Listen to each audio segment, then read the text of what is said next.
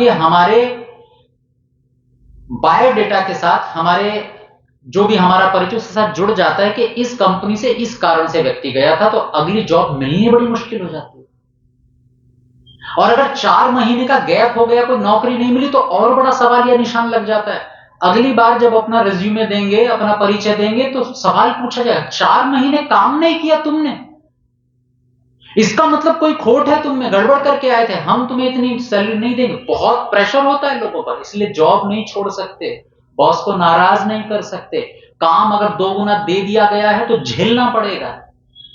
और केवल इस चक्कर में कि चलो सैलरी तो अच्छी है, पैसे जुड़ते रहेंगे, और एक दिन तो ऐसा आएगा कि जब इस सबसे छुट्टी मिलेगी, 20 साल बाद पैसे बढ़िया हो जाएंगे, अपना छोटा सा व्यवसाय करेंगे, कहीं शहर से दूर एक जगह लेंगे, वहां पर फार्म हाउस बनाएंगे, वहां दोनों अच्छे से रहेंगे। पर वो दिन कभी आता है? कभी नहीं आता। वो दिन नहीं आता कभी, क्योंकि जो घर लेने की सोचते हैं वो घर ईएमआई पर लिया जाता है। और आदमी सोचिए कितना डरता होगा।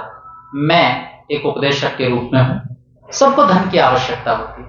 एक दुकानदार अपनी दुकान चला रहा है, एक अध्यापक पढ़ा रहा है, सब अपना अपना काम कर रहे हैं। सोचिए कितना डर होता होगा उसके मन में, जिसने ईएमआई पर कुछ लिया हुआ है, कि उसे चुकाना है, उसे कुछ भी करके करना है। मैं 1 महीने घर बैठ जाऊं, मेरी मर्जी। अपनी कोई दुकान चला रहा है, 2 दिन की उसे छुट्टी करनी है, उसे कोई काम है, दुकान का शटर डालेगा, मेरी मर्जी। एक व्यक्ति सामान्य नौकरी कर रहा है, 2 दिन की छुट्टी ले ली। लेकिन जिसने सपने बड़े वाले पाल लिए हैं, जिसने सुख ढूंढ लिया है इंद्रियों में, घर में, जमीन में, इन चीजों में जिसने सुख ढूंढ लिया है, तो उसके लिए वो ईएमआई पर सब इकट्ठा करता है और जीवन भर इस डर में जीता रहता है कि नौकरी ना छूट जाए। नौकरी छूट गई ना तो ईएमआई चुकाई नहीं जाएगी, और ये जो घर मैंने लिया था ये जाएगा सब बैंक के, मेरा कुछ भी नहीं बचेगा। बहुत डर होता है। और एक डर और बता दूं आपको, कि जो इतना जीवन को दांव पर लगाकर लिया है ना, उसे कभी भोग ही नहीं पाते। एक अनुभव बताता हूं आपको, क्योंकि बेंगलोर और मुंबई में हमारे कुछ परिचित रहते हैं और कॉर्पोरेट जॉब ही करते हैं। तो जैसे सबका सपना होता है ना कि भाई अपनी खुद की गाड़ी से हम आए जाएं, तो सबके पास गाड़ी है, पति पत्नी दोनों जॉब कर रहे हैं, दोनों के पास अलग अलग गाड़ी है।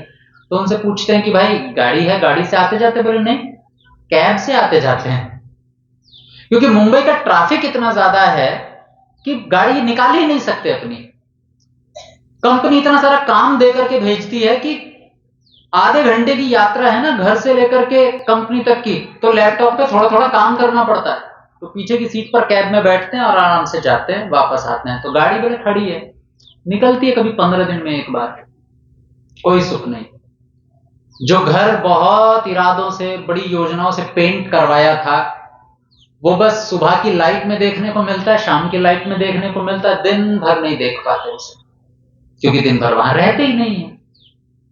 जो बगीचा सजाया है, वो बगीचा भी सुबह पानी डाल करके जाते हैं, शाम को आकर के पानी डाल लेते हैं, बाकी पूरा दिन क्या फूल खिल रहे हैं, मुरझा रहे हैं, उस पर गिलहरी आ रही है, कुछ नहीं देखने को मिलता, कुछ भी नहीं। और उसके लिए दे क्या रहे हैं? पूरा जीवन लगा रखा है उसके लिए। मैं ये नहीं कह रहा हूं कि कमाइए मत, लेकिन इन सब से अलग हट करके एक चीज खुद से पूछिए, इसमें निजी मेरे लिए क्या है? मैं कहां हूं इस सब में? आत्मा है कहीं इसमें? आत्मा का सुख होना बहुत जरूरी है। इसलिए कम से कम जीवन के 4 घंटे अपने लिए निकालिए, कम से कम 4 घंटे, सोने नहाने धोने के अतिरिक्त। और उसके लिए चाहे कुछ पैसे कम मिले, चाहे नौकरी, मैं जो सुबह चर्चा कर रहा था, 80 लाख की बजाय 60 लाख साल की मिल जाए, चलेगा, पर मेरे लिए मेरा कुछ समय होना चाहिए अनिवार्य रूप से। चलिए एक छोटा सा आपको उदाहरण देता हूं। पहले लोग बहुत स्वस्थ रहते थे, खासकर जो गांव के लोग रहते थे। कितना समय अपने लिए निकालते होंगे वो लोग, और हम कितना निकालते हैं अपने लिए? एक किसान आदमी, एक सामान्य व्यापारी व्यक्ति सुबह को 10-11 बजे, 10 बजे के आसपास अपना काम शुरू करता था, दोपहर तक काम किया, दोपहर अपने घर खाने आता था। अगर आप किसान का उदाहरण लेंगे तो किसान सुबह 6 से 7 बजे के लगभग सुबह सुबह निकल जाता था खेत पर और 10 बजे तक अपने घर आ जाता था। गर्मियों में धूप हो जाती थी। 10 बजे आया, नहाया, दोपहर का खाना खाया और आराम से कम 2 घंटा सोता था। 2 घंटा सोने के बाद में थोड़ा इधर उधर गए और शाम को जैसे सूरज हल्का सा ढला, गर्मी कम हुई तो 4 बजे के आसपास फिर खेत पर निकल गया और शाम को 7 बजे आया। यानी उसने लगभग दिन के 5 से 6 घंटे अपने लिए दिए और शाम को खाना खाकर घर वालों के बीच में बैठता था 7-8 बजे और 8:30 बजते ही तो चारपाई पर, फिर चारपाई पर बैठ करके पत्नी से बातें चल रही हैं जीवन की, कुछ अपना साझा कर रहे हैं, कुछ उनका सुन रहे हैं, कुछ बच्चों से बातें हो रही हैं, कुछ नाती पोते साथ में बैठ गए तो उन्हें कहानी सुनाने का मौका मिल रहा है। ये जीवन हुआ करता था। अब इसमें ये तो दिन भर का जीवन है, साल का जीवन देखिए आप। शुद्ध 4 महीने बरसात के कोई काम नहीं, ऑफ। आपने अपने जीवन में देखा है कभी शुद्ध 1 साल में 4 महीने का ऑफ? आजकल की नौकरी में, जॉब में कि 4 महीने साल भर की छुट्टी है ना, बिल्कुल भी नहीं है। और सोचिए कितना आनंददायक होता होगा वो क्षण के 4 महीने किसान को लग रहा कुछ करना ही नहीं है, घर में बैठना है आराम से, और जो खाने पीने का सामान है, अनाज है, वो उतना भर लिया है कि चलता रहेगा, पहले से ही तैयारी कर ली है। क्यों? क्योंकि बहुत इच्छाएं पाली ही नहीं कभी। अपना सुकून सबसे पहले देखा था, अपने सुकून के बाद जितना मिल जाए वो सबसे अच्छा है, क्योंकि जो ले रहे हैं वो भी तो सुकून के लिए ही है। तो सुकून ही ना मिले तो फिर जो इकट्ठा कर रहे हैं किस काम का? तो आदमी 4 महीने शुद्ध छुट्टी पर रहा करता था, पर इसका मतलब ये नहीं था वो खाली पड़ा रहता था, नहीं, उसका वो कितना सदुपयोग करता था कि वो 4 महीने जो थे वो श्रावणी के रूप में मनाए जाते, जिसको हम चौमासा भी बोलते हैं, जैनियों में उसको चातुर्मास्य कहा जाता है। और उन 4 महीने जो भी तपस्वी साधु संत हुआ करते थे वो ऊपर पहाड़ों से उतर करके बस्तियों में, नगरों में आ जाया करते थे। उनके लिए रहने की व्यवस्था होती थी कि 4 महीने तक बस अब इनके प्रवचन सुनेंगे। सोचिए 4 महीने वेदोपदेश सुन रहे हैं, छुट्टी का इससे अच्छा सदुपयोग और क्या होगा? मतलब छुट्टी है भी, लेकिन छुट्टी वैसी छुट्टी नहीं है कि कुछ नहीं मिल रहा, शुद्ध अध्यात्म के लिए। मैं ये नहीं कह रहा हूं कि आज वैसा कर दीजिए, क्योंकि हो भी नहीं सकता, इतनी दुनिया बदल गई कि आप 4 महीने छुट्टी तो नहीं ले सकते, लेकिन कम से कम कुछ तो अपने लिए निकाल सकते हैं ना। उपनिषद हमें यही समझाती है कि इंद्रियों का सुख या बाहरी दुनिया का सुख एक दिन छूटेगा और बेहतर है कि उससे पहले पहले सुख के नए रास्ते खोल लिए जाएं, और वो सुख का रास्ता है अध्यात्म। अध्यात्म मतलब शुद्ध स्वार्थी बनिए। स्वार्थी मतलब अपने लिए सोचिए, और ये अपने लिए सोचने का जब मैं कह रहा हूं तो इसका ये मतलब ये नहीं है कि दुनिया जाए एक तरफ, मरता है तो मरता रहे, जीता है तो जीता रहे, मुझे मेरे बारे में सोचना है, नहीं। स्वार्थ का यहां मतलब है कि अपनी आत्मा के बारे में सोचना शुरू कीजिए, क्योंकि अभी तक जो हम कर रहे हैं वो दूसरों के लिए कर रहे हैं। देखिए आप सहमत हो ना हो, पर मुझे लगता है कि हम जो कपड़े पहनते हैं वो किसके लिए पहनते हैं? अपने लिए। दूसरे को कैसे लगेंगे हम? दूसरे के लिए। अच्छा सच बताइएगा, आप किन कपड़ों में ज्यादा कंफर्टेबल रहते हैं? जिस कपड़ों में आप अभी बैठे हैं, रात को सोने जाते हैं?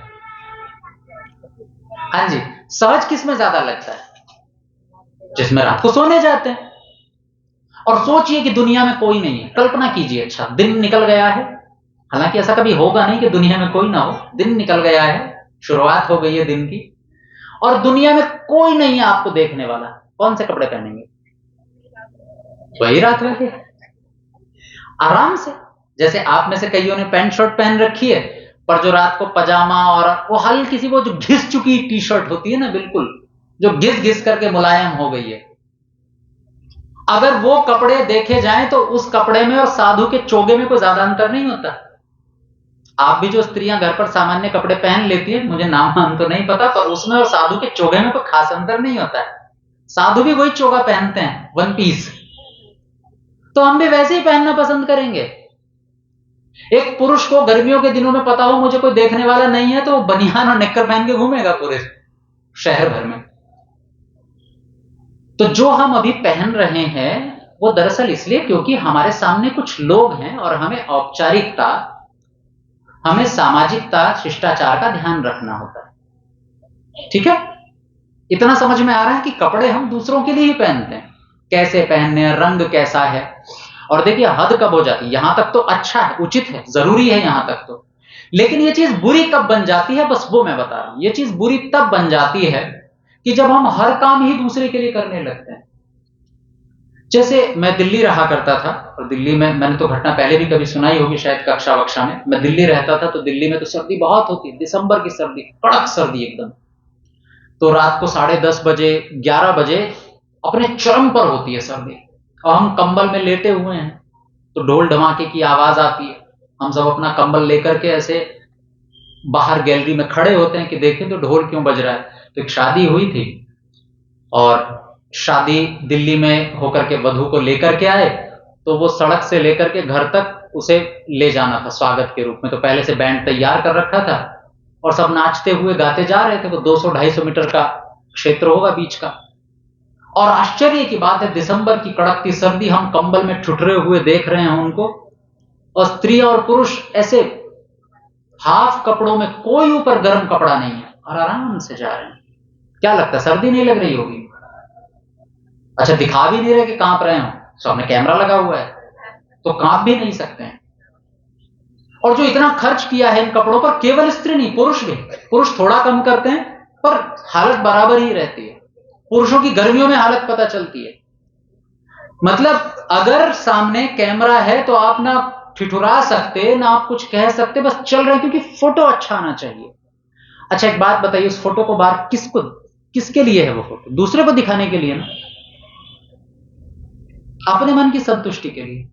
अपने मन को तो आप शीशे में भी निहार सकते हैं खुद को, ताकि हम कोई स्टोरी डाल सकें, दुनिया हमें देख सके कि हमारे पास कितने सुंदर कपड़े हैं। नहीं, पहनिए, बिल्कुल पहनिए, लेकिन पहले स्वार्थ, पहले मेरी अनुकूलता, फिर दुनिया। अध्यात्म में और भौतिकवाद में बस इतना सा तार मात्र का अंतर है।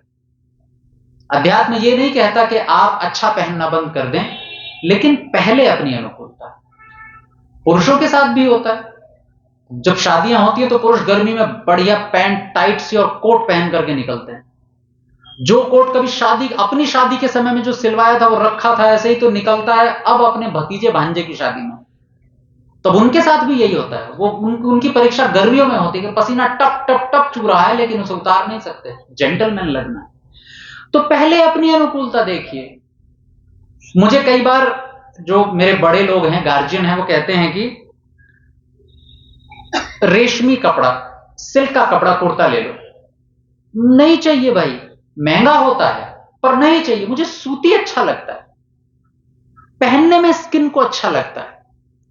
सूती कपड़े में थोड़ी सी गर्मी हो तो चुभन होने लगती है, देखने में अच्छा लगेगा, हो सकता है महंगा भी है, सब कुछ ठीक होगा, लेकिन मेरी त्वचा को सूट नहीं करेगा, मुझे नहीं चाहिए।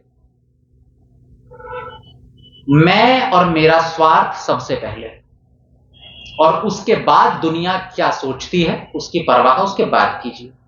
इसी का नाम अध्यात्म है। तो बस इसी का तालमेल बैठाइए, अपने आप से सवाल पूछिए कि मैं कौन, किस लिए आए हैं, हमारा सुख क्या केवल इंद्रियों में है?